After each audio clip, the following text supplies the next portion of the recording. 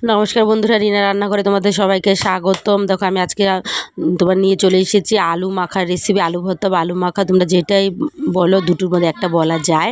কেউ আলু মাখা বলে, কেউ তোমার আলু ভর্তা বলে। তো যাই হোক বন্ধুরা, দেখো আমি কড়াইতে এখানে তোমার আলু মাখার জন্য প্রথমত তেল দিয়ে দিয়েছি। তেলটা গরম হওয়ার পরে এখানে আমি দুটো শুকনো লঙ্কা দিয়ে দিচ্ছি। শুকনো লঙ্কাটা ভালো করে লাল করে ভেজে নেবো। যে যেরকম পরিমাণে ঝাল খাবে সে সেরকম লঙ্কা দেবে। তা আমি এখন এখানে দুটো শুকনো লঙ্কা ভালো করে ভেজে তুলে নেব। চলো দেখো ভালো করে কিন্তু কড়া করে আমি ভেজে নিচ্ছি শুকনো লঙ্কা দুটো। আমার ভাজা হয়ে গেছে, তো তুলে নিই। সেই তেলের মধ্যে আমি এখন এখানে দিয়ে দেবো হলো 2 থেকে 3 কোয়া রসুন।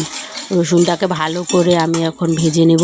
আসলে যাদের নাকি গা হাত পা ব্যথা, সর্দি কাশি, দেখবা এরকমই আলু মাখাটা খেলে তাদের গা হাত পা ব্যথা কমে যাবে। তারপর আমি এখানে 1 চামচ কালো জিরে দিয়ে দিলাম। কালো জিরেটাও কিন্তু আমাদের গা হাত পা ব্যথা কমায়, রসুনও তাই। এরকম করে যখন সর্দি কাশি, গা হাত পা ব্যথা, তারা এরকম করে আলু মেখে ভাত দিয়ে খাবে, দেখবে উপকার হবে।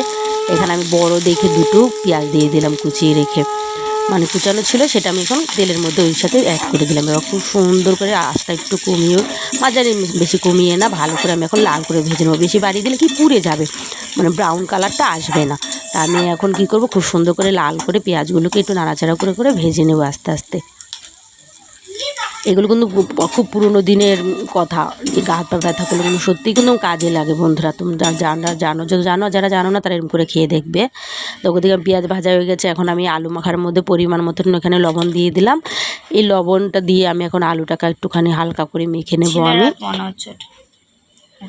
দেখো হালকা করে মেখে নিচ্ছি। এবার আমি এখানে কি করব বলো তো, যে শুকনো লঙ্কাটা আমি ভেজে রেখেছি, সেই শুকনো লঙ্কাটাকে এখন আমি এটা আলুর সাথে মেখে নেব। আমি এখন খুব সুন্দর করে যেন আলুর সাথে মিশে যায় শুকনো লঙ্কাটা। শুকনো লঙ্কার গন্ধ কিন্তু খুব ভালো লাগে, তাই না? আমার তো খুবই ভালো লাগে। তো এটার সাথে হালকা করে একটু মেখে নিচ্ছি আমি। দেখো লঙ্কাটা তো এর সাথে মেখে নেব। মাখার পরে এখানে আমি যে পেঁয়াজটা ভেজে রেখেছিলাম আমি, সেই পেঁয়াজটা আমি এখন এই আলুর মধ্যে দিয়ে দেবো। আমি এই দেখো কি সুন্দর করে ভেজে রেখেছি, মচমচ করছে পেঁয়াজ ভাজাটা। তো এখন আমি আলুর সাথেও পেঁয়াজটাকে আমি খুব সুন্দর করে মেখে নিচ্ছি। দেখো হাতের সাহায্যে। তোমরা নুনটা পরিমাণটা দেখে তারপর আবার পরে লাগলে দিতে পারো। তোমরা ঝাল যে যেরকম খাবে সেরকম দেবে। দেখো আমার আলু মাখা হয়ে গেল কিন্তু প্রায় রেডি। এবার আমি এখন কী করবো, সাইজ মতন দেখো গোল গোল করে নিচ্ছি আমি আলু মাখাটা। তোমরা এটা গরম ভাতে বা ডাল দিয়ে তোমরা এটা খেতে পারো।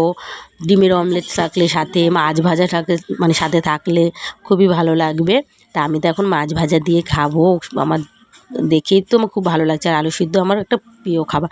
চলো বন্ধুরা, এই দেখো আমি পরিবেশন করে নিচ্ছি। এরকম করে পরিবেশন করে তোমরা কেউ আসে তাদেরকেও যদি দাও, যারা আলু মাখা খেতে ভালোবাসে, তারা কিন্তু খুব খুশি হয়ে যাবে। তা আমিও এখন খাবো, এই জন্য নিয়ে নিয়েছি। বন্ধুরা ভিডিও ভালো লাগলে লাইক করে দিও, চ্যানেলটাকে সাবস্ক্রাইব করে দিও।